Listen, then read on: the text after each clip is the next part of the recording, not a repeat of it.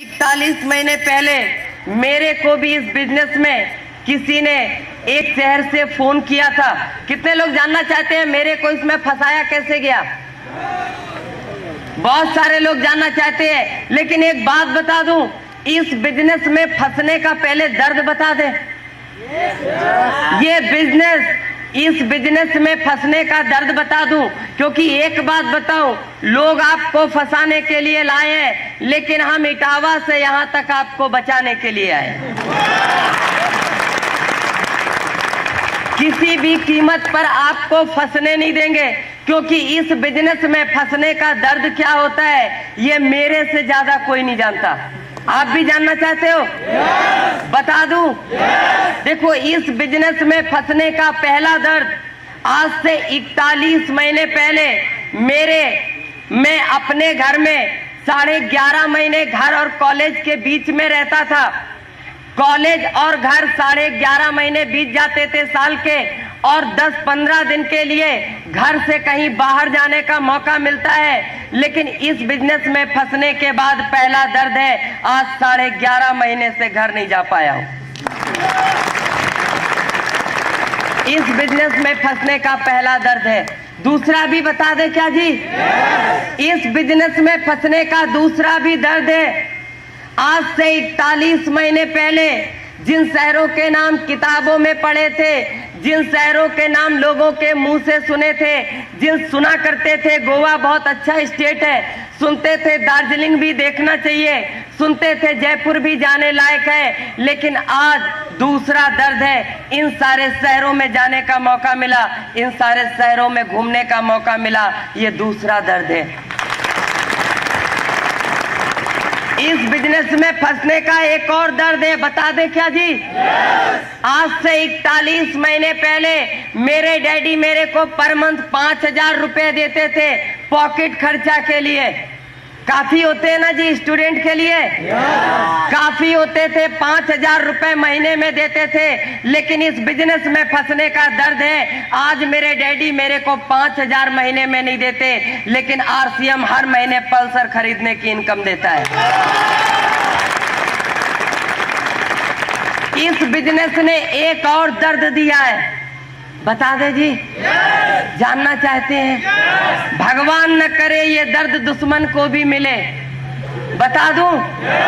इस बिजनेस ने जो सबसे बड़ा दर्द दिया है वो सिर्फ इतना है कि आज से 41 महीने पहले मेरे शहर के लोग मेरे डैडी के नाम से मेरे को जानते थे, आज हिंदुस्तान के लोग मेरे नाम से मेरे डैडी को जानते हैं। सबसे बड़ा दर्द है।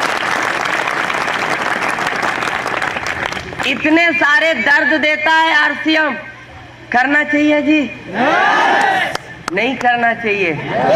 अभी तो शुरुआत है, आगे आगे बताएंगे तो बहुत सारे लोगों के हार्ट अटैक हो जाएंगे। सुनना चाहेंगे जी? बहुत सारे। लेकिन एक बात बताएं, सबसे पहले ये बता दें हमको किसने फंसाया था, कैसे फंसाया? क्योंकि देखो, हर किसी को इस बिजनेस में फंसाया गया है, कोई भी अपनी मर्जी से नहीं आया। और मेरे को जिस इंसान ने फंसाया था वो यूपी के first technical achiever doctor Ghanshyam Yadav जी।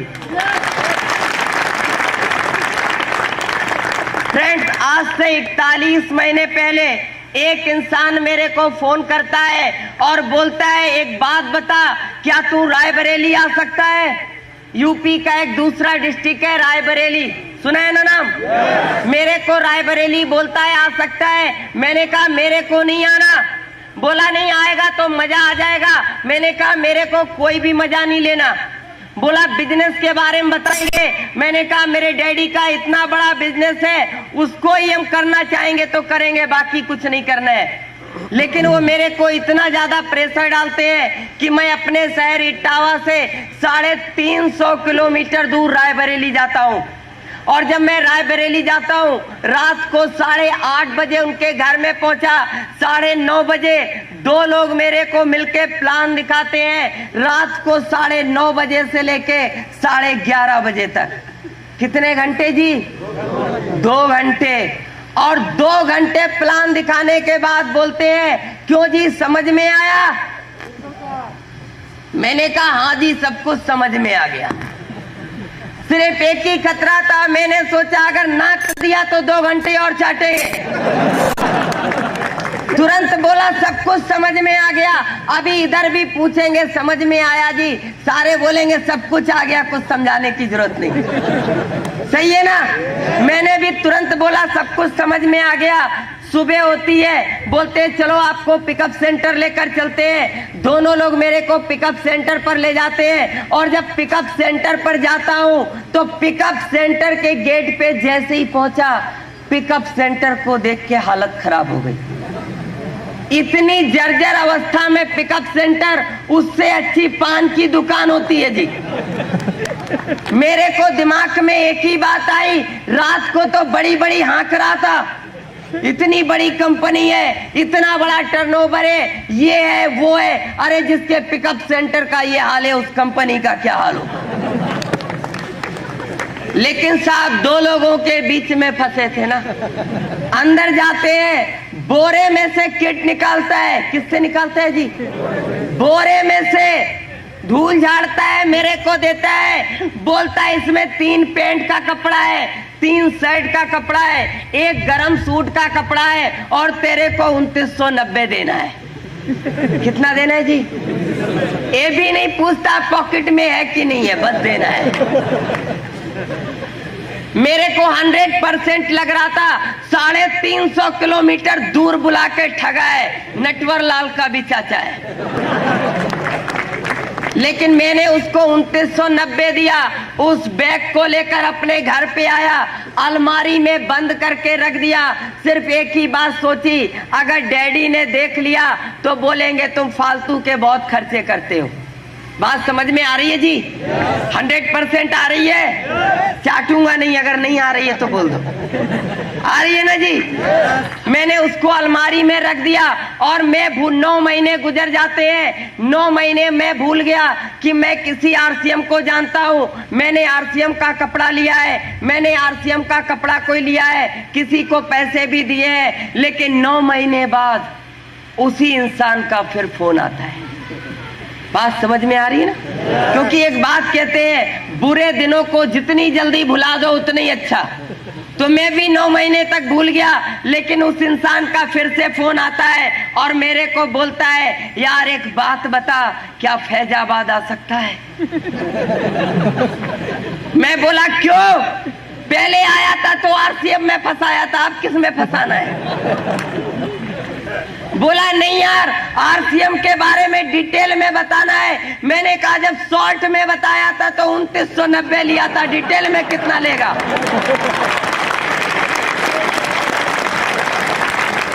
बात को समझने की कोशिश करना। मैंने कहा डिटेल में कितना लेगा? बोला नहीं यार तुम समझते नहीं हो। हिंदुस्तान के पहले डिस्ट्रीब्यूटर मिस्टर बीसी छाबड़ा जी, जिनको हिंदुस्तान भागचंद छाबड़ा जी के नाम से जानता है, भागचंद छाबड़ा जी आ रहे हैं और मैं चाहता हूं, उन्होंने लोगों की तकदीरें बदल दी हैं। मैं चाहता हूं तुम उनके प्रोग्राम को देखो। मैंने कहा एक बात बता, एक इंसान दूसरे इंसान की तकदीर बदल ही नहीं सकता। अगर ऐसा होता तो एक डॉक्टर का बेटा कैंसर से नहीं मरता, एक पुलिस वाले का बेटा अपराधी नहीं बनता, एक डीएम का बेटा चपरासी नहीं बनता और एक प्रिंसिपल का बेटा अनपढ़ नहीं रहता। एक इंसान दूसरे इंसान की तकदीर नहीं बदल सकता। उसने मेरे को एक बात बोली थी कि ये सच है, एक इंसान दूसरे इंसान की तकदीर नहीं बदल सकता, लेकिन ये भी सच है एक इंसान दूसरे इंसान को तकदीर बदलने की तदबीर जरूर बता सकता है। मैं बोला मेरे पास पैसे नहीं है। बोला पिछली बार जितना खर्चा हुआ था वो भी दे दूंगा, इस बार भी आने जाने का सारा पैसा दे दूंगा, जितना भी खर्चा होगा सब दे दूंगा, बस तेरे को आना है।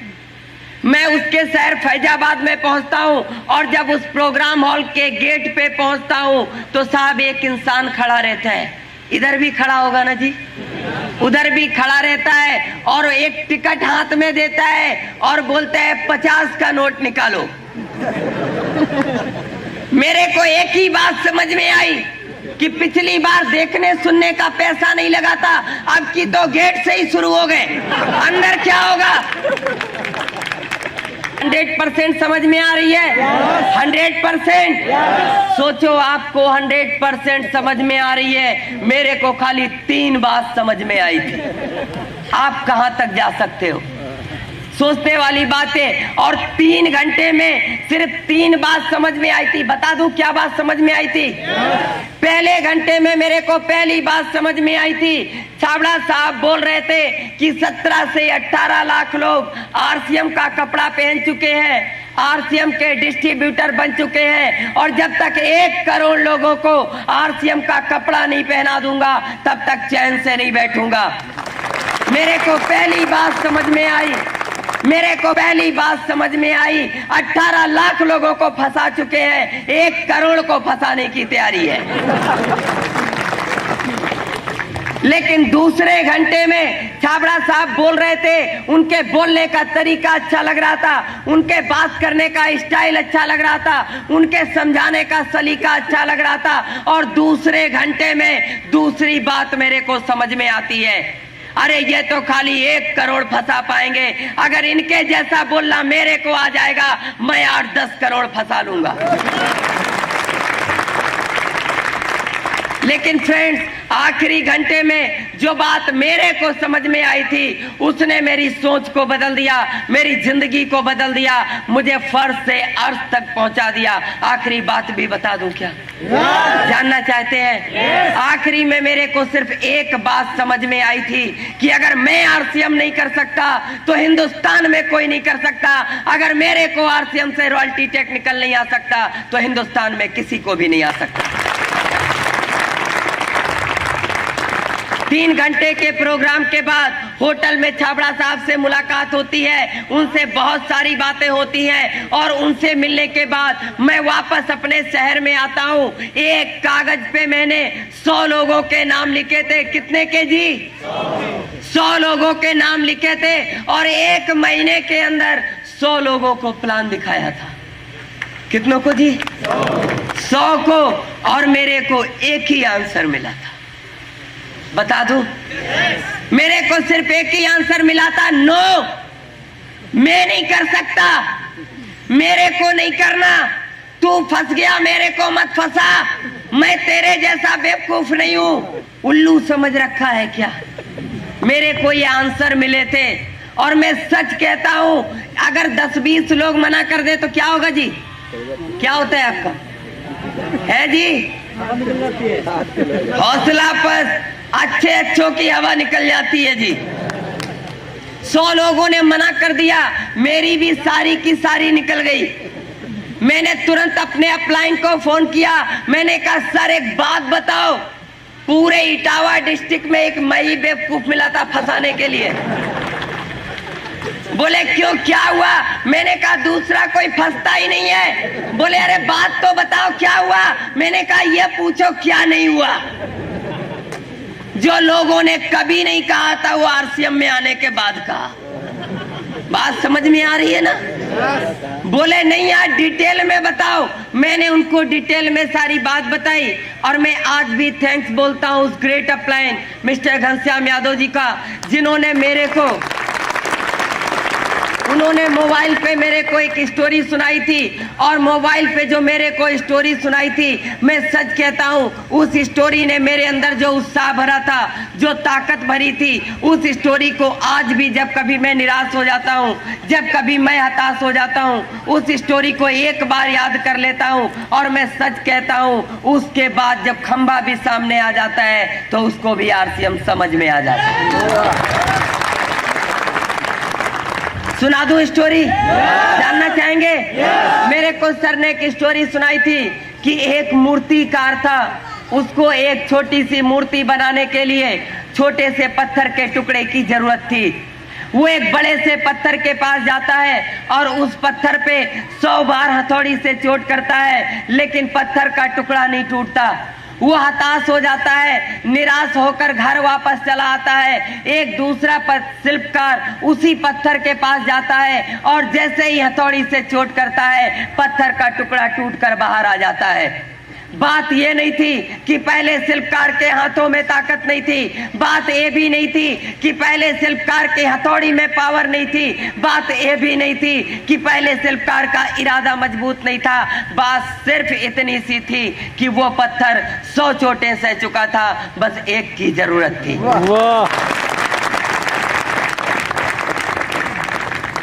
मेरे को सर स्टोरी सुनाते हैं। मैंने तुरंत अपने एक दोस्त को फोन किया, मैंने कहा यार एक बात बता, मेरे को तेरे से मिलना है। बोला टाइम नहीं है। मैंने कहा नहीं यार मैं मिलना ही चाहता हूं। बोला यार जब टाइम ही नहीं है तो मिलेंगे कैसे। मैंने कहा एक साल में 365 दिन होते हैं जी, एक महीने में 30 या 31 दिन होते हैं, एक हफ्ते में 7 दिन होते हैं और एक दिन में 24 घंटे होते हैं। मेरे को तेरे से सिर्फ 1 घंटे के लिए मिलना है। कितना जी? 1 घंटे के लिए मिलना है। बोला यार मैं टाइम निकाल ही नहीं पाता हूं। मैंने कहा मैंने रतन टाटा का इंटरव्यू पढ़ा था, उनके इंटरव्यू में एक बात थी, उन्होंने कहा था कि महीने में 2-4 दिन का टाइम मैं भी निकाल सकता हूँ, महीने में 2-4 दिन के टाइम मेरे पास भी होता है, मैं भी कुछ नया कुछ रचनात्मक काम कर सकता हूँ। अरे सोचने वाली बात है, इस देश के उद्योगपति के पास महीने में 2-4 दिन का टाइम हो सकता है, लेकिन इस देश के रोडपति के पास 1 घंटे का टाइम नहीं है। बात को समझने की कोशिश करना। बोला ठीक है मैं तेरे से 1 घंटे के लिए मिल सकता हूं। एक बात बता, रात को 10 बजे मेरे घर आ सकता है क्या? सोचने वाली बात है। मैं चंबल घाटी का रहने वाला हूं। कितने लोगों ने नाम सुना है जी चंबल घाटी का? बहुत सारे लोगों ने सुना है। तो मैं चंबल घाटी का रहने वाला हूँ। रात को 9 बजे के बाद लोग अपने घर का गेट नहीं खोलते, भले ही मेहमान आ जाए। और वो मेरे को बोलता है रात को 10 बजे मेरे घर आ सकता है क्या? उसके घर से मेरा घर 10 किलोमीटर दूर है। मैंने मन में एक ही बात सोची, तेरे को फंसाना है। 10 बजे क्या, रात को 12 बजे भी आ जाऊंगा।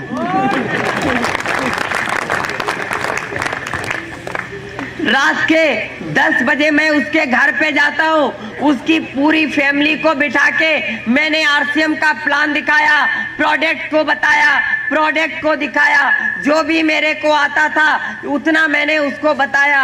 और सब कुछ जानने के बाद मेरे से बोलता है यार वो सब तो ठीक है, लोगों के पास रॉयल्टी आ गई होगी, लोगों के पास टेक्निकल भी आ गया होगा, लेकिन एक बात बता, अगर कंपनी भाग गई तो? बात समझ में आ रही है जी? कितने लोगों को समझ में नहीं आ रही है? सारे लोगों को आ रही है जी। बोला अगर कंपनी भाग गई तो? मैंने कहा यार नहीं भागेगी। बोला नहीं मान ले भाग गई तो? मैंने कहा क्यों मान ले? बोला बस यूं ही मान ले, यूं ही मान ले भाग गई तो। मैंने कहा एक बात बता, आप एक शोरूम में जाते हो, एक शर्ट पसंद आती है, कीमत 500 होती है, आप 500 रुपए देते हो, शर्ट को लेकर शोरूम से बाहर आ जाते हो। शोरूम वाला अपने शोरूम में ताला डाल देता है, बोलता है आज के बाद अपना शोरूम कभी नहीं खोलूंगा, आज के बाद अपना शोरूम कभी नहीं खोलूंगा। आपका कुछ जाता है क्या? कुछ जाएगा? देखो यस या नो बोलते रहो। अगर देखो एक मैं आपको बात बताऊं कि बहुत सारे लोग क्या करते हैं, मुंडी ऐसे हिला रहे हैं, समझ में आ रही है यस। बहुत सारे लोग ऐसे ऐसे कर रहे हैं, समझ में आ रही है नो। बहुत सारे लोग पता ही नहीं चल रहा है यस है कि नो है। यार बीच वाले का उपयोग ऊपर वाला नहीं ढूंढ पाया, हम आप क्या ढूंढेंगे? और 5 किलो का मत हिलाओ यार, 2 ग्राम का हिलाने से काम चल सकता है। 2 ग्राम की है ना मुंह में, है कि नहीं है? तो उसको हिलाते रहो। नहीं तो मान लो आप भी चलो 5 किलो का हिलाओ, हम भी हिलाए, दोनों लोग हिलाते हैं, देखे मजा आता है कि नहीं? हिलाओ हिलाओ, आएगा जी? अभी सोच रहे होगे कि हम क्यों हिलाएं, 30 देकर अंदर आए, ठीक है ना? हम भी 30 देकर अंदर आए, और आप ज्यादा से ज्यादा 200 किलोमीटर से आए हो, हम 1200 किलोमीटर से आए, ठीक है ना जी? तो जितना हम हिलाएंगे उतना आप भी हिलाएंगे। 5 किलो का नहीं, 2 ग्राम का। समझ में आ रही है ना बात? नहीं जाता है। एक बात बताओ, कितने लोग यहाँ पर है जो बचपन से कपड़े पहन रहे हैं? हाथ उठाएंगे जी। कोई बचपन से पहन रहा है तो हाथ नहीं उठाने का।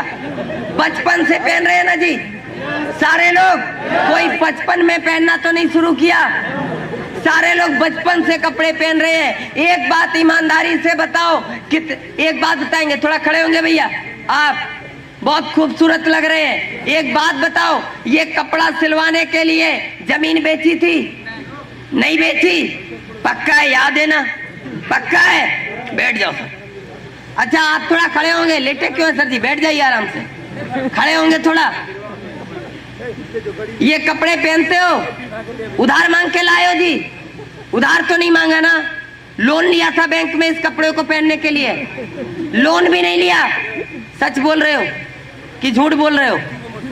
इसने लोन लेके भी कपड़े नहीं खरीदे। बैठ जाओ। अच्छा, एक बात बताओ, गांव के साहूकार से, महाजन से किसने कर्जा लेके पैंट शर्ट खरीदा? कोई है क्या? नहीं है। बात को समझने की कोशिश करना कि पैंट शर्ट खरीदने के लिए कर्जा नहीं लेना पड़ता, बैंक से नहीं लेना पड़ता, प्राइवेट नहीं लेना पड़ता, खेत नहीं बेचना पड़ता। किसी ने मकान गिरवी रखा क्या पैंट शर्ट बनवाने के लिए? आज तक नहीं रखा। सोचने वाली बात है। अगर आप आरसीएम का कपड़ा पहनोगे तो क्या कुछ बेचना पड़ेगा जी? नहीं बेचना पड़ेगा।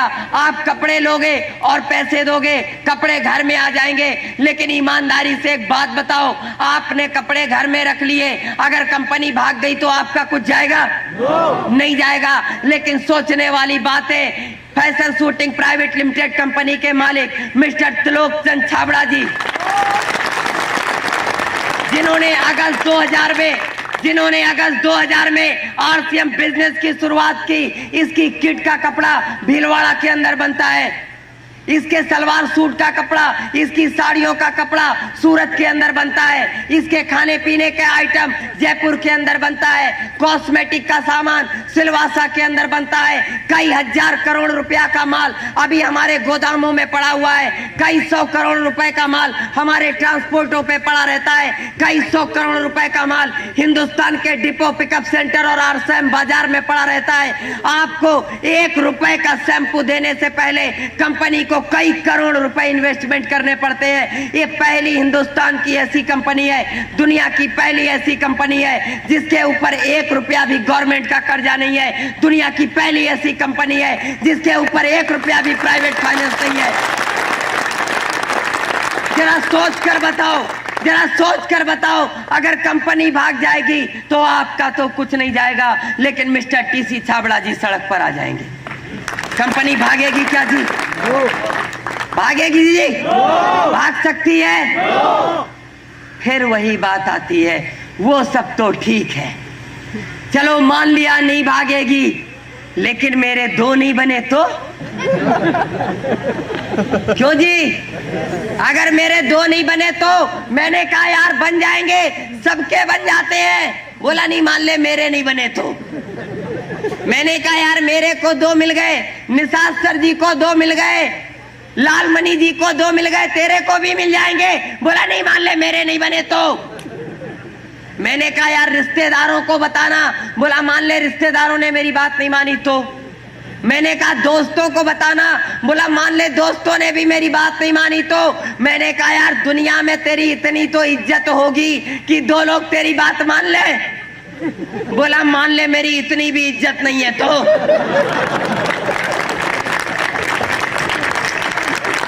मैं बोला तो एक काम कर, जब तेरी इतनी भी इज्जत नहीं है तो चुल्लू पर पानी में डूब के मर जा।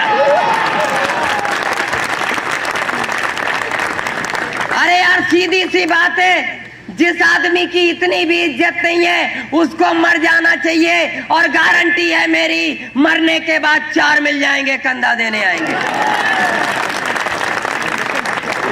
और लिख कर जाना, उन 4 में से 2 आरसीएम में आ जाएंगे।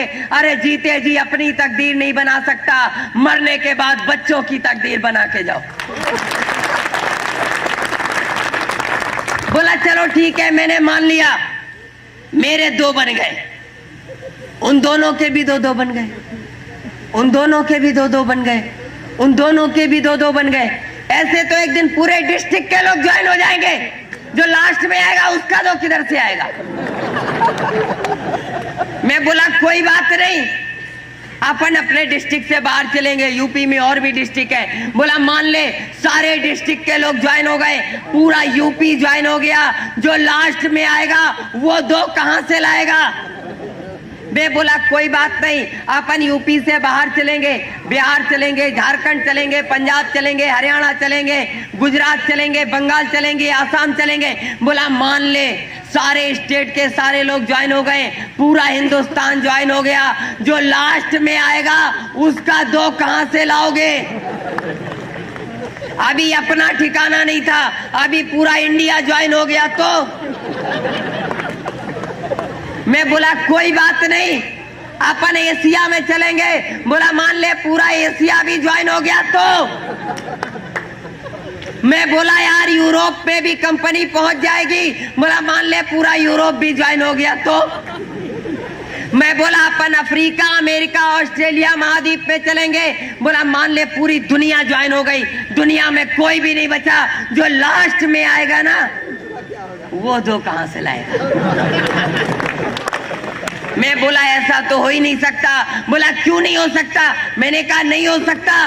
बोला क्यों नहीं हो सकता? मैंने कहा देखो ऊपर वाले ने दुनिया को बनाया है और ऊपर वाले को दुनिया को चलाना भी है।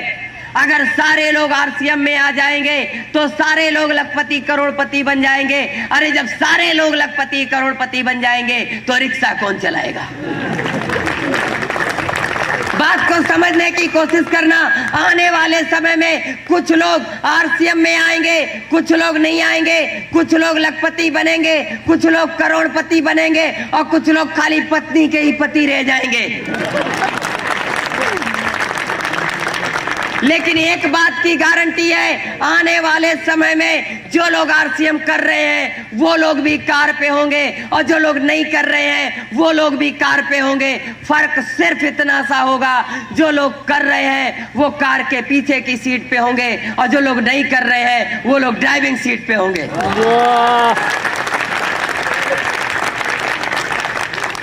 बात समझ में आ रही है? अगर नहीं समझ में आ रही है तो समझने की जरूरत भी नहीं है। आरसीएम नहीं चलेगा। मैंने कहा अब क्यों नहीं चलेगा जी? बोला मान ले लोगों ने हेयर ऑयल लगाना बंद कर दिया तो मैं बोला कोई बात नहीं, लोग क्रीम पाउडर लगाएंगे तो आरसीएम चलेगा। बोला मान ले लोगों ने क्रीम पाउडर लगाना भी बंद कर दिया तो मैंने कहा कोई बात नहीं, लोग नमक मिर्च भुजिया बिस्कुट खाएंगे तो आरसीएम चलेगा। बोला मान ले लोगों ने फल फ्रूट खा के जिंदा रहना शुरू कर दिया तो मैं बोला कोई बात नहीं, लोग नहाएंगे धोएंगे तो आरसीएम चलेगा। बोला मान ले लोगों ने नहाना धोना भी छोड़ दिया तो देखो ये जो तो होती है ना बड़ी खतरनाक होती है। जब जिंदगी में तो आ जाती है तो वो नहीं आती जिसका वो सपना देखते हो। जिंदगी में 2 में से एक ही चीज साथ में रहेगी, या तो रहेगा या वो रहेगा। बात समझ में आ रही है? तो को रखना है कि वो को और जेब में है कौन? तो वो मैंने कहा कोई बात नहीं, लोग नहाएंगे धोएंगे तो आरसीएम चलेगा। बोला मान ले लोगों ने नहाना भी छोड़ दिया तो मैंने कहा यार मोबाइल पे बातचीत कर सकते हो तो आरसीएम चलेगी। बोला मान ले लोगों ने बातचीत भी बंद कर दी। मैंने कहा लोग कपड़े धुलेंगे तो आरसीएम चलेगा। बोला तू कपड़े धोने की बात करता है, अगर लोगों ने पहनने ही छोड़ दिए तो मैंने कहा बिल्कुल सही कह रहे हो, अगर लोगों ने कपड़े पहनने छोड़ दिए तो आरसीएम बिल्कुल नहीं चलेगा, क्योंकि आरसीएम बिजनेस सभ्य समाज के लिए है, सभ्य इंसान के लिए है, उस इंसान के लिए है जो कपड़े पहनता है। और दुनिया के अंदर 2 लोगों को कपड़े की जरूरत नहीं होती। 2 लोग कपड़े नहीं पहनते, वो या तो जानवर होता है या पागल होता है। और जानवरों के लिए आरसीएम नहीं है और पागलों के लिए आरसीएम नहीं है। सिर्फ इतना बता दो, सिर्फ इतना बता दे, सिर्फ इतना बता दो, इन दो में से तुम किस कैटेगरी में आते हो? बात समझ में आ रही है जी? दो लोगों के लिए आरसीएम नहीं है, या तो वो 1000 प्रॉब्लम है और तुम मरा नहीं जिंदा है। 1000 प्रॉब्लम है और उसके बाद भी तो जिंदा है, तो एक काम और कर, एक और प्रॉब्लम ले ले, आरसीएम 1001 हो जाएगी। अरे जब 1000 में नहीं मरा तो 1001 प्रॉब्लम में भी नहीं मरेगा, मेरी गारंटी है। मरेगा क्या जी? अरे जो 100 किलो के बोझ से नहीं मरा, 2 ग्राम और लाद दोगे तो क्या मर जाएगा? नहीं मरेगा। लेकिन इस बात की गारंटी है कि अगर आरसीएम नाम की एक और प्रॉब्लम ले लोगे तो 5 साल अगर 1001 प्रॉब्लम के साथ जी लोगे तो इस बात की गारंटी है 1000 प्रॉब्लम खत्म हो जाएगी, खाली एक प्रॉब्लम रह जाएगी, आरसीएम आरसीएम आरसीएम। कहूंगा आरसीएम का साबुन ले लो, सर्फ ले लो।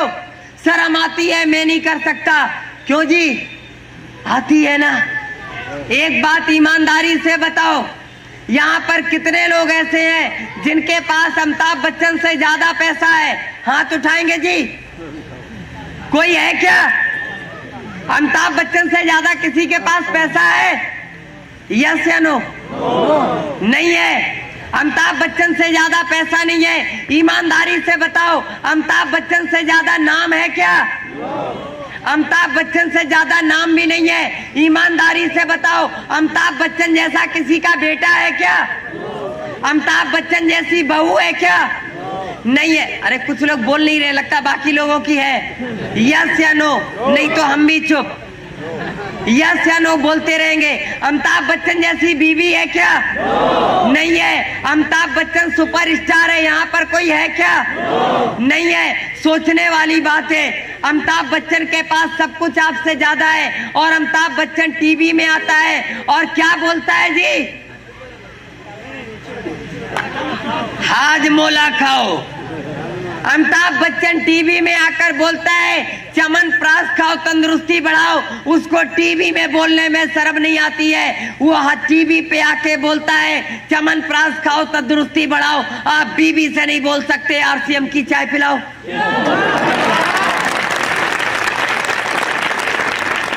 बात को समझने की कोशिश करना।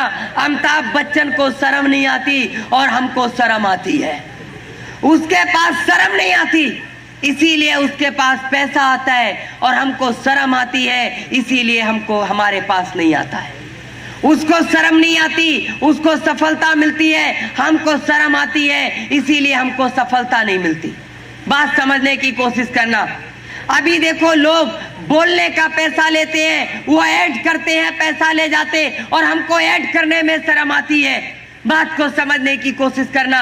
एक खूबसूरत सी लड़की टीवी पे आती है। अभी मैं एक बार टीवी देख रहा था, वैसे मैं बहुत कम टीवी देखता हूँ, अभी ये तो मेरे को नहीं पता, मैं उसमें ऐड देख रहा था, क्योंकि ये तो टीवी में आजकल पता ही नहीं चलता है कि पिक्चर के बीच में ऐड आता है कि ऐड के बीच में पिक्चर आती है। ये तो पता नहीं चलता है ना जी। तो मैं ऐड देख रहा था, एक खूबसूरत सी लड़की आती है टीवी पे, एक खूबसूरत सी लड़की आती है, उसका ज्यादा नाम तो नहीं पता है, लेकिन वो बोलती है मेरी खूबसूरत त्वचा का राज साबुन है। अब साबुन का नाम नहीं ले सकते ना, उस साबुन वाले मेरे को पैसा नहीं देते, जो ऐड करने का देते हैं उन्हीं का नाम लेते हैं जी। बोलती है मेरी सुंदरता का राज साबुन है जी। एक बात बताओ, थोड़ा आप खड़े होंगे जी, सफेद टोपी लगाए हैं, साबुन लगाते हैं जी? लगाते हैं। कितने साल से लगा रहे हैं जी? 8 साल से लगा रहे हैं। 8 साल से ये साबुन लगा रहे हैं जी। एक बात ईमानदारी से बताओ, उस लड़की की खूबसूरत त्वचा हो गई, आपकी क्यों नहीं हुई जी? क्या साबुन कंपनी वाले से आपकी दुश्मनी है क्या? कोई खानदानी अदावत है जी? है जी? उसकी हो गई, आपकी क्यों नहीं हुई जी?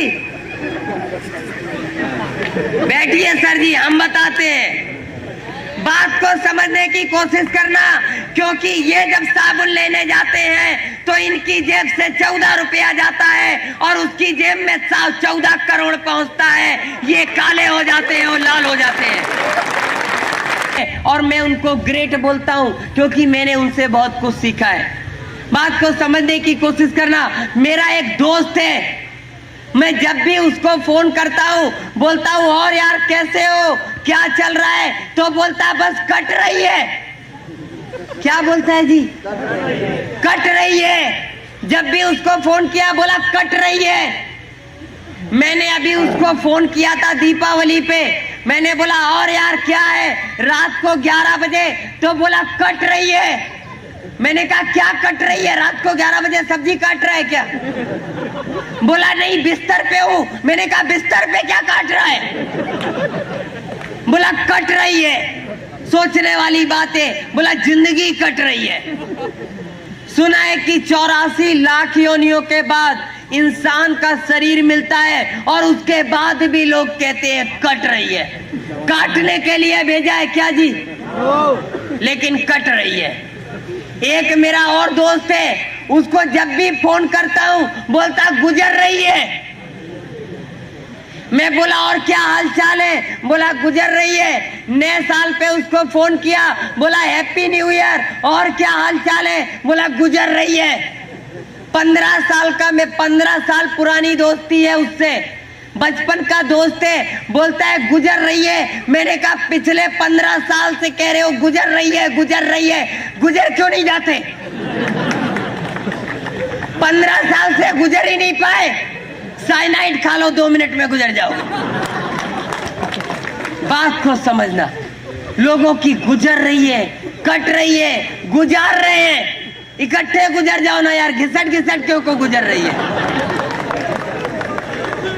और फिर भी लोग कहते हैं क्या आरसीएम करना जरूरी है?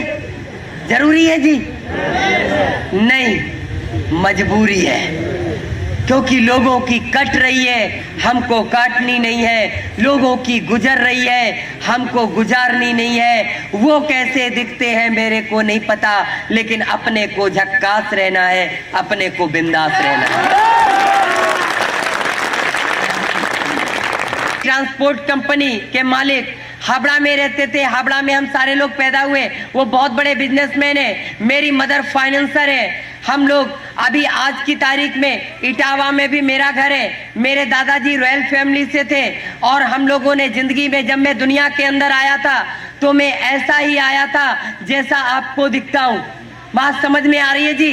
और क्योंकि मैं इस देश से बाहर भी रहा हूँ, मेरी आधी से ज्यादा जिंदगी हिंदुस्तान के बाहर गुजरी है। मैंने हिंदुस्तान में आकर हिंदी को भी सीखा है। मैं बहुत अच्छी तरीके से हिंदी बोलना लगभग 2 साल से जानता हूँ। मैं टूटी फूटी बोलता हूँ, बहुत सारे शब्द मैं हिंदी के नहीं बोल पाता हूँ। अगर आपको दिक्कत होगी मेरी बात को समझने में तो आप बता देंगे, ठीक है ना जी? वैसे सारी चीजें समझ में आ रही होंगी, क्यों लालमणि जी?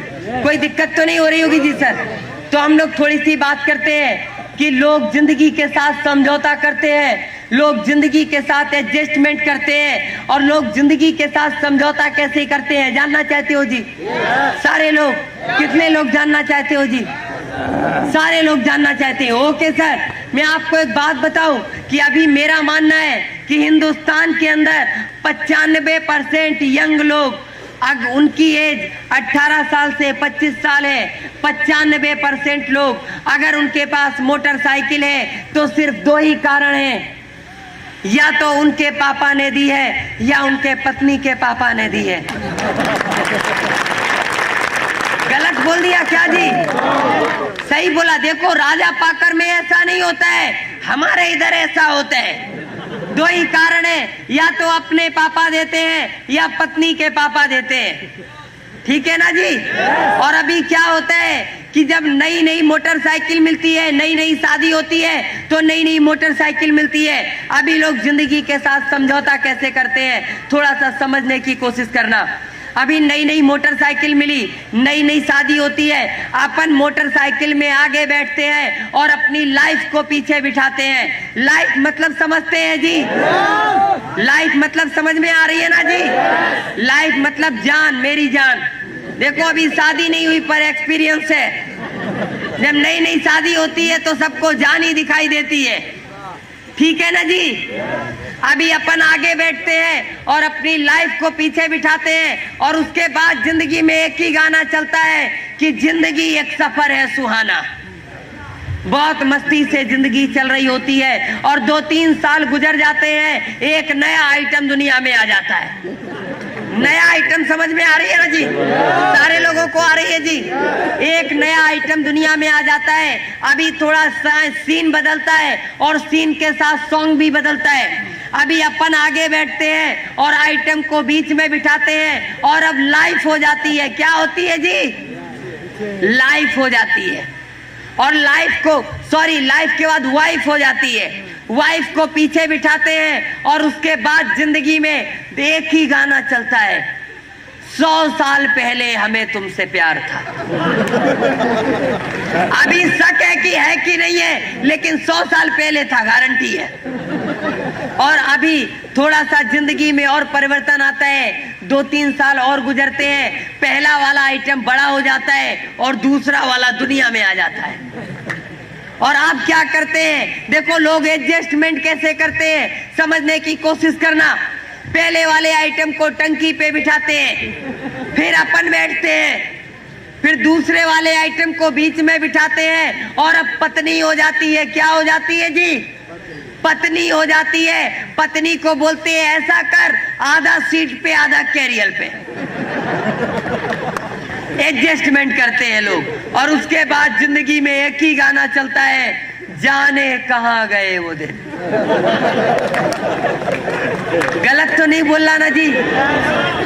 बहुत सारे लोगों को सीन याद आ रहा होगा, क्यों जी? लेकिन साहब कुछ समय और गुजरता है, 1-2 साल गुजरते हैं और 1-2 साल बाद क्या होता है कि जो पहला वाला आइटम रहता है वो थोड़ा सा और बड़ा हो जाता है। वो जब थोड़ा सा और बड़ा हो जाते हैं, उसको टंकी पे बिठाते हैं और बोलते हैं बेटा मुंडी टेढ़ा करके बैठ। बात समझ में आ रही है? अपन पीछे बैठ के चलाएंगे, अगर वो मुंडी सीधा रखेगा तो पीछे से आगे दिखेगा नहीं। बोलते हैं बेटा मुंडी टेढ़ा रख के बैठ। फिर अपन बैठते हैं, फिर दूसरे वाले आइटम को बिठाते हैं, फिर फैमिली हो जाती है, उसको बोलते हैं ऐसा कर, आधा सीट पे आधा कैरियर पे, और तीसरे वाले को कस के पकड़ने का।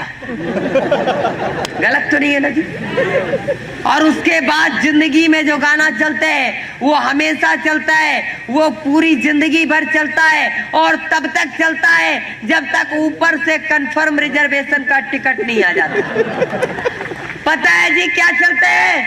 उसके बाद जिंदगी में एक ही सीन चलता है कि मैं रो पड़ता हूं जब गुजरा जमाना याद आता है। बहुत सारे लोगों को याद आ रहा होगा गुजरा जमाना। आ रहा है जी? देखो बात को समझने की कोशिश करना। लोग जिंदगी के साथ एडजस्टमेंट करते हैं, लोग जिंदगी के साथ समझौता करते हैं, लोग जिंदगी के साथ जीते हैं। बात को समझने की कोशिश करना। जब मोटरसाइकिल की जरूरत थी तब मोटरसाइकिल थी, जब कार की जरूरत थी तभी भी मोटरसाइकिल है, और जब मिनी बस की जरूरत है तभी भी मोटरसाइकिल है। लोग जिंदगी को जी नहीं रहे हैं, लोग जिंदगी को काट रहे हैं। बात को समझने की कोशिश करना। लोग एडजस्टमेंट कर रहे हैं, लोग समझौते कर रहे हैं और उसके बाद भी कहते हैं क्या आरसीएम करना जरूरी है? क्यों जी? सारे लोग जिंदा हैं क्या? हम समझे कि सारे लोग सुसाइड कर लेंगे। देखो यार, बोलते चालते रहोगे ना तो मेरे को लगेगा जिंदा हो जाते हैं। उसके बाद आलू को छांटा जाता है, बड़ा बड़ा आलू एक तरफ, मीडियम आलू एक तरफ और एकदम छोटा छोटा छर्री आलू एक तरफ। ठीक है ना जी? ऐसे और उसको बाजार में बेचते थे। लेकिन उसी गांव में एक किसान था, जब सारे लोग आलू छांट के तैयार होते थे तब तक वो अपना आलू बाजार में बेच के घर आ जाता था। सारे किसान बड़े परेशान कि ये अपना आलू इतनी जल्दी छांट कैसे लेता है, जबकि खोदने हम लोगों के साथ ही जाता है, एक साथ खोद के लाता है, फिर ये छांट कैसे बेच के कैसे चलाता है। सारे किसान उस किसान के पास जाते हैं और बोलते हैं भैया एक बात बताओ, तुम्हारा आलू इतनी जल्दी छट कैसे जाता है? वो बोलता है जी मैं कुछ नहीं करता, मैं आलूओं को खोदता हूँ, बैलगाड़ी में लादता हूँ और गांव की सबसे खराब सड़क से होते हुए बाजार में जाता हूँ।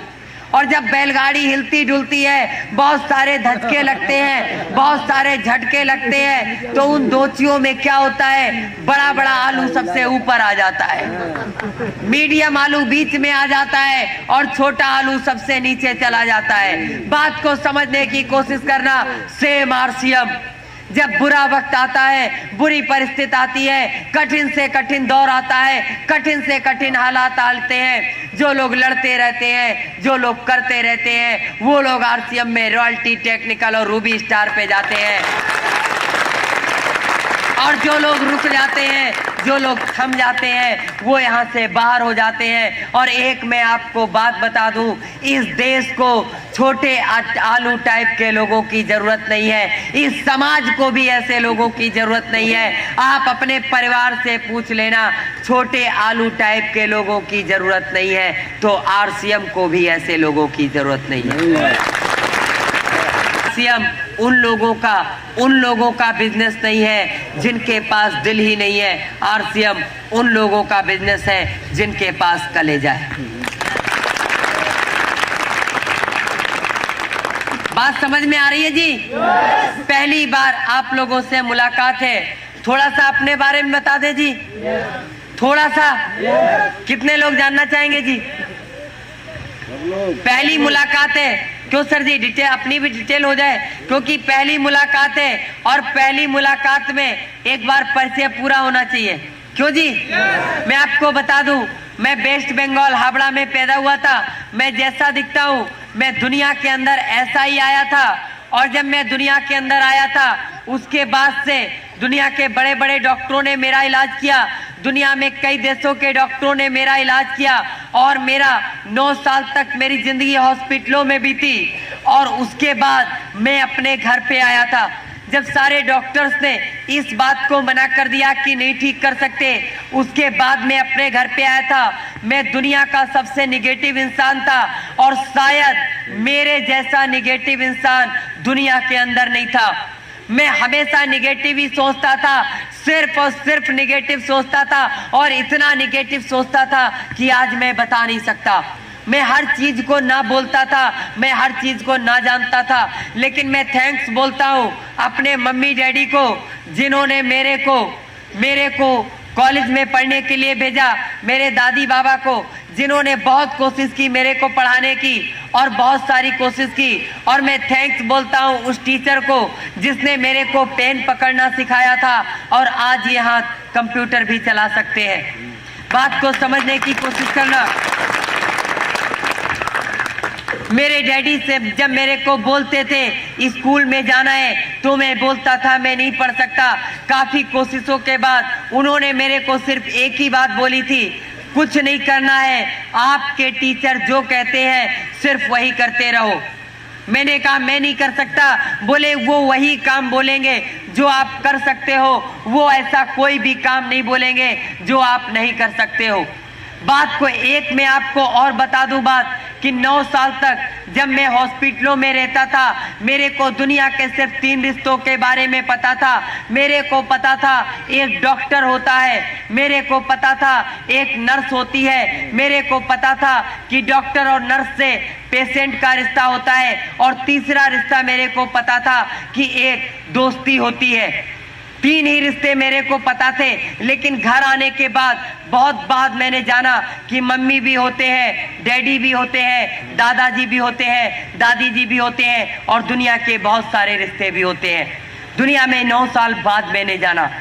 जब मैं स्कूल जाता था तो जो मेरे टीचर कहते थे मैं करता था। जो मैं आज भी थैंक्स बोलता हूँ कि मैंने सिर्फ फॉलो किया जो वो बोलते चले गए, और मैं पढ़ता चला गया। लेकिन मेरे अंदर से बहुत सारी नेगेटिविटी नहीं गई। मैं बहुत सारा नकारात्मक बातें सोचता था, मैं बहुत ज्यादा नो सोचता था, मैं बहुत ज्यादा नहीं सोचता था। बात को समझने की कोशिश करना। एक बार मेरे घर में सफाई हो रही और उसमें बहुत सारे सामान घर से बाहर रखे होते हैं, और एक टेबल पर एक बहुत खूबसूरत डायरी रखी थी, बहुत ही खूबसूरत डायरी थी। और बस उस डायरी को देखकर मैं यूं ही उसके पन्ने को पलटने लगा, मेरे डैडी की डायरी थी और मैं उसको पढ़ने लगा। जब मैंने उसको पढ़ना शुरू किया तो उस डायरी में एक डेट थी 15 फरवरी। 15 फरवरी उसमें डेट लिखी हुई थी और मैंने उस पन्ने पर मेरे डैडी ने लिखा था कि कल डॉक्टर ने डिलीवरी की डेट दी है, मेरा पहला बेटा दुनिया में आने वाला है और जब मेरा बेटा दुनिया में आएगा मेरा दो ही सपना है, या तो मैं उसे बहुत बड़ा बिजनेसमैन बनाऊंगा, मेरे से भी बड़ा बिजनेसमैन बनेगा, या फिर वो पायलट बनेगा। ये मेरे डैडी का सपना था। जब मैंने उस पन्ने को पलटा उसमें अगली डेट लिखी हुई थी। अगले पन्ने पे सिर्फ एक बात लिखी हुई थी, सिर्फ एक लाइन लिखी थी कि आज मेरा सपना टूट गया। क्या लिखा था जी? आज मेरा सपना टूट गया। पहली बार जिंदगी को एहसास हुआ कि जब मैं दुनिया में आया था तो मेरे डैडी का सपना टूटा था। जिंदगी में पहली बार जाना कि जब बच्चा पैदा होता है वो रोता है या नहीं रोता ये तो नहीं पता, लेकिन ये बात पता चली कि जब मैं दुनिया में आया था तो मेरे डैडी ने रोया था, मेरे मम्मी ने रोया था, जो लोग मेरे को प्यार करते हैं उन लोगों ने भी रोया होगा। पहली बार जिंदगी में एहसास हुआ था। और मैं सच कहता हूँ, मैंने अपनी दोस्त से बोला कि एक मेरी डैडी ने डायरी में बात लिखी हुई थी, आज मैंने महसूस किया, आज मेरे को लगता है कि मेरे को दुनिया में आना ही नहीं चाहिए था। मैं आज सोच पाया इस बात को। मेरे दोस्त ने मेरे को एक बात बोली थी, यार अगर तुम चाहो तो तुम्हारे डैडी ने उस दिन तुम्हारे लोगों ने रोया था, लेकिन अगर तुम चाहो तो जिंदगी में वो वक्त भी आ सकता है कि दुनिया में तुम्हारे आने पर भी लोग रोए थे, लेकिन तुम्हारे जाने पर भी लोग रोएंगे।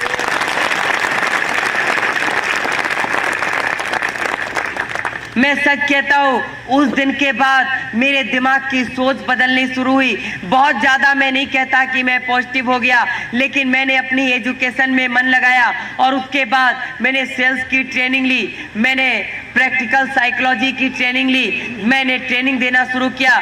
कुछ लोगों के साथ मेरा कांटेक्ट हुआ और मेरे को आरसीएम में किसी ने ज़बरदस्ती ज्वाइन करवाया। मैं पहले भी बोल चुका हूँ। और उसके बाद मैंने आरसीएम में ट्रेनिंग देना शुरू किया, फिर मैंने आरसीएम को करना भी शुरू किया। और मैं सच कहता हूँ, आज मैंने अपने डैडी से एक ही प्रॉमिस किया था कि सफलता की जिन बुलंदियों को छूने को लोग तरसते हैं, सफलता की उन बुलंदियों पर अदमे कदमों के निशान छोड़ जाऊंगा। मानते हैं इस बात को जी? जानते सारे लोग हैं, मानते भी सारे लोग हैं, पर करते सारे लोग नहीं। यस या नो सर? करते नहीं है सारे लोग। और मैं आपको एक बात बताऊं, एक बार मैं बीसी साहब का प्रोग्राम देख रहा था और बीसी साहब ने एक बात बोली थी कि अगर आपको जिंदगी में कुछ हासिल करना है, कुछ बड़ा हासिल करना है, तो एक काम करो। अगर आपको दूध बहुत अच्छा लगता है, आपको खाना खाने के बाद दूध की जरूरत पड़ती है, बिना दूध पिए आप सो नहीं सकते हो, तो आज एक काम करो, आज कसम खा लो, तब तक दूध नहीं पिएंगे जब तक रॉयल्टी नहीं आ जाएगी। बात को समझने की कोशिश करना। उन्होंने कहा था, जो चीज आपको सबसे प्यारी लगती है, आप कसम खा लो कि उस चीज को उस दिन तक नहीं छुओगे जब तक आपको कोई पिन नहीं मिल जाती, आपको रॉयल्टी टेक्निकल नहीं मिल जाता, कुछ नहीं मिल जाता। बात को समझने की कोशिश करना। मैंने भी एक बात को सोचा था और मैंने अपने सर जी को बोला था, अपनी ग्रेट अपलाइन को बोला, मैंने उनसे प्रॉमिस किया था कि सर जी उस दिन तक मैं अपने घर नहीं जाऊंगा जब तक मेरे को एमराल्ड स्टार नहीं आ जाएगा। क्योंकि मैं एक बात बताऊं, दुनिया में सबसे ज्यादा अच्छा मुझे अपना घर लगता है। बताऊं, ऐसा कुछ भी नहीं है, ऐसा कुछ भी नहीं है। एक बात को ध्यान से अपने दिमाग में नोट कर लेना, चाहे कॉपी पे नोट कर लेना, चाहे दिल में नोट कर लेना, लेकिन आज मेरी बात को नोट कर लेना कि बिगड़े हुए हालात की तस्वीर बदल सकती है। बिगड़े हुए हालात की तस्वीर बदल सकती है। बस से बदतर हाल में तकदीर बदल सकती है। मानता हूं किस्मतें, मानता हूं मैं खुदा, किस्मतें लिखता है मगर, मानता हूं मैं खुदा, किस्मतें लिखता है मगर, आदमी अगर चाहे ले तहरीर बदल सकती है, तहरीर बदल सकती है, तहरीर बदल सकती है। बात को समझने की कोशिश करना। बात समझ में आ रही है जी? 100% आ रही है जी? अब एक बात बताओ, जो लोग फंसे नहीं है जी, अब वो लोग बोलेंगे आरसीएम में फंसना चाहिए जी, है जी? कितने लोगों ने किताब पढ़ी है जी? थोड़ा ईमानदारी से हाथ उठाना, और हाथ उठाने से पहले सोच लेना, क्योंकि सर जी ने पूरी इजाजत दे दी, खूब ढंग से ठुकाई पिटाई। क्यों जी? तो सर जी सोच समझ के हाथ उठाइएगा। कितने लोगों ने पढ़ी है? जीतने वाले कुछ नया नहीं करते, हर काम को नए ढंग से करते। किसी ने पूरा उठाया, किसी ने आधा उठाया। अच्छा, आधा पढ़ा है वो आधा उठाएगा।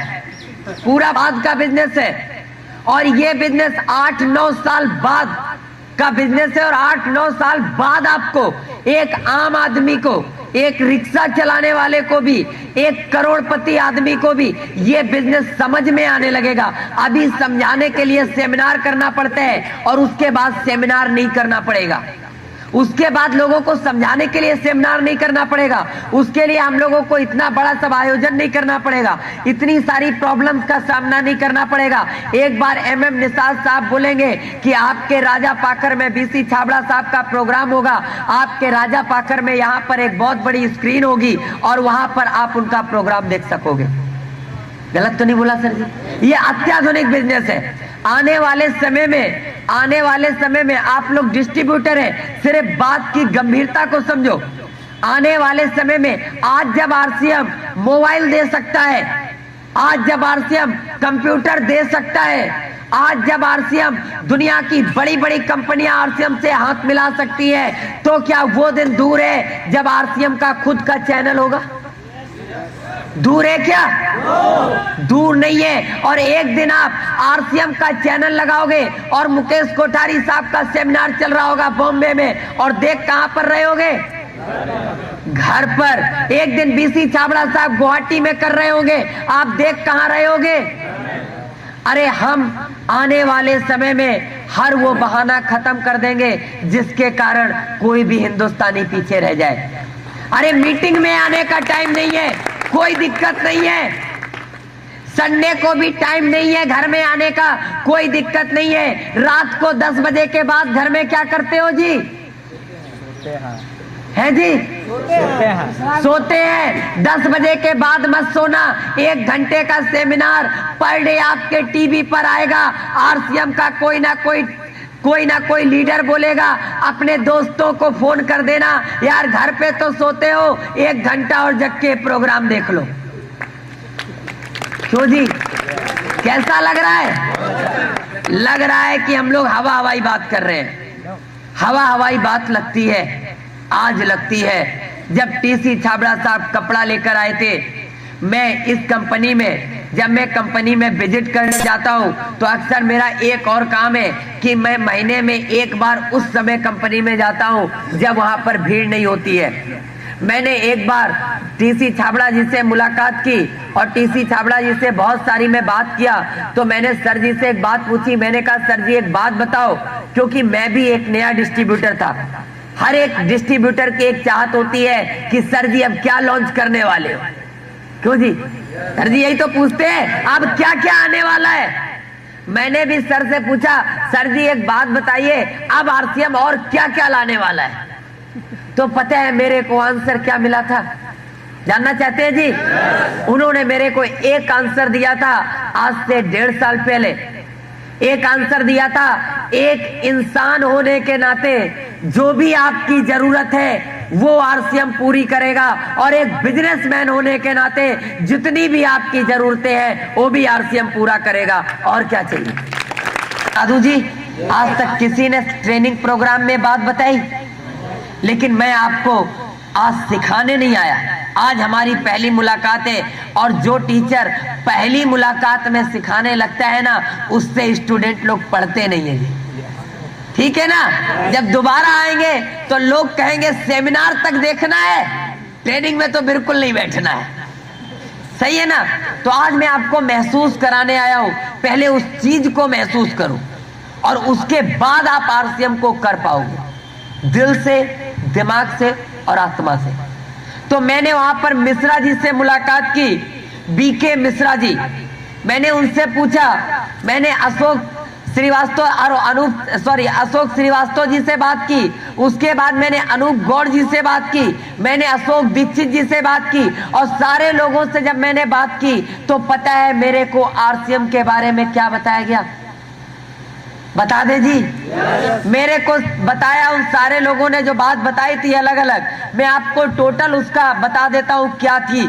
उन्होंने बोला था कि टीसी छाबड़ा जी ने जब बोला कि ऐसे ऐसे हम एक बिजनेस करना चाहते हैं, तो वो अपनी बात पे अड़े थे। उन्होंने अपने भाइयों से बात की तो पता है उनके भाइयों ने भी मजाक उड़ा दिया। किसने जी? भाइयों ने भी मजाक उड़ा दिया।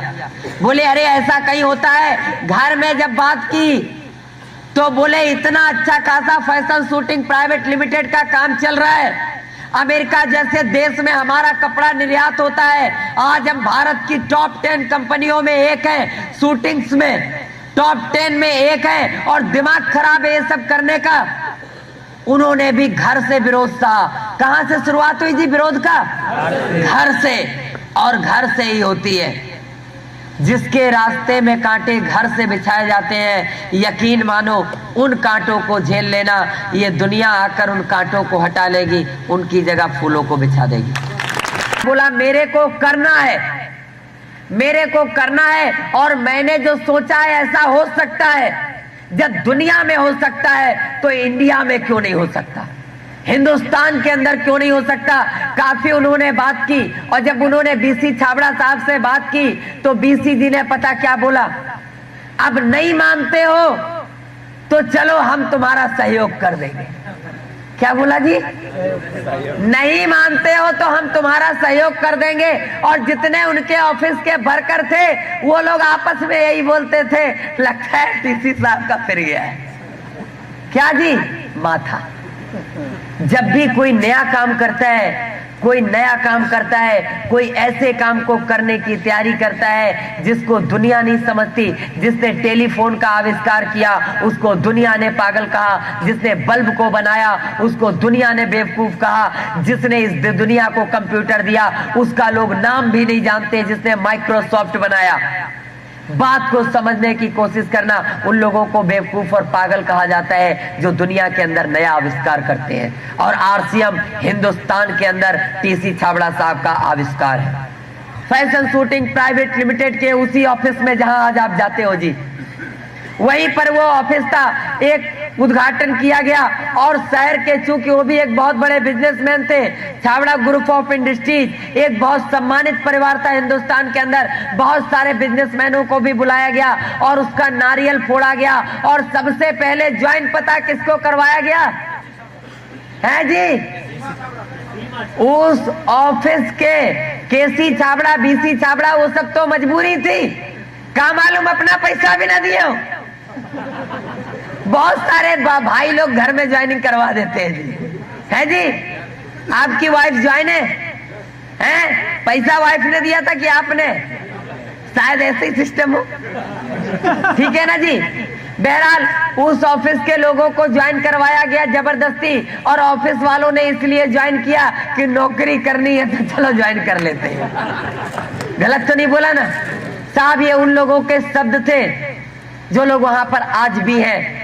और उसके बाद आरसीएम की शुरुआत हुई साहब, धीरे धीरे बिजनेस बढ़ा। और सर 6 पैंट के कपड़े थे। कितने थे जी? 6 पैंट के पीस से बिजनेस शुरू हुआ। और जब बिजनेस शुरू हुआ एक बड़ा खासा अच्छा खासा ग्रुप बना। और पता है क्या होता था? कभी कभी बीसी छाबड़ा जी का भी चेक 0 हो जाता था। क्यों? क्योंकि हर महीने लोग ज्वाइन नहीं हो पाते थे, बड़ी प्रॉब्लम आ रही थी। और एक समय ऐसा आया जब सारे लोगों ने हथियार डाल दिए कि नहीं, ये नहीं हो सकता, ये नहीं हो सकता, बिल्कुल नहीं हो सकता, कभी नहीं हो सकता। लेकिन एक इंसान ने उस वक्त भी हथियार नहीं डाले, उसको कहते हैं टीसी छाबड़ा जी। क्योंकि उनका मानना था कि इंसान अगर चाहे तो तहरीर बदल सकता है। भले ही खुदा किस्मत लिखते हैं, लेकिन इंसान लिखे हुए को बदल सकते हैं। ये इंसान के अंदर काबिलियत होती है, बस आपको पहचानने की जरूरत है, बात को समझने की। कल की एनिवर्सरी की सीडी देखी है किसी ने जी? है जी? किसी ने देखी है जी? दिखाने लायक कुछ ऐसा नहीं था जो हम आज दिखा सकते। बस इतना था, पहला सेमिनार, पहला जो इसका एनिवर्सरी था भीलवाड़ा में मनाया गया। बिजनेस उठ रहा था, गिर रहा था, सारे लोगों से बाहर में जाना। और दुनिया का सबसे कठिन काम आज आपको करना है, दुनिया का सबसे कठिन काम आपको करना है। और अगर ये काम आप कर लोगे तो इस बात की गारंटी है, चाहे हमारी आपकी मुलाकात अगर 1 साल बाद भी होगी, चाहे 6 महीने बाद होगी, लेकिन इस बात की गारंटी है कि आज आपका जो भी बिजनेस है उससे कम से कम वो बिजनेस जितना भी आपका है उससे कम 10 से 20% जरूर बढ़ जाएगा। 100% 10 से 20% जरूर बढ़ जाएगा, इस बात की गारंटी है अगर फॉलो करोगे तो। लेकिन बहुत सारे लोग सोचते हैं, लिख लेते हैं, वो डाउनलाइन नहीं आई है उसको सिखा देंगे, ऐसा भी लोग करते हैं। डाउनलाइन को सिखाने के लिए नहीं बोल रहा मैं, पहले मैं आपको सीखने के लिए बोल रहा हूं। पहले कोई भी चीज है पहले आप करोगे, मैं आपको सिखाने नहीं आया। आपको निसार सर जी ने कुछ भी नहीं सिखाया आज तक 4 साल में, क्योंकि वो भी बोलते हम सीख रहे हैं, हम भी बोलते हम सीख रहे हैं, पीसी छाबड़ा साहब भी बोलते सीख रहे हैं, सुरेंद्र साहब भी बोलते सीख रहे हैं, मुकेश कोठारी भी बोलते सीख रहे हैं। यार जब सारे के सारे स्टूडेंट हैं तो मास्टर तो कोई है ही नहीं ना। एक स्टूडेंट दूसरे स्टूडेंट को सिखा सकता है क्या? नहीं, सिर्फ बता सकता है। और आपको इस बिजनेस में सिर्फ इतना करना है, जो भी आपने नोट किया है, आपकी जो भी डाउनलाइन है उसको बताना नहीं है, सिखाना भी नहीं है, उसको करके दिखाना है।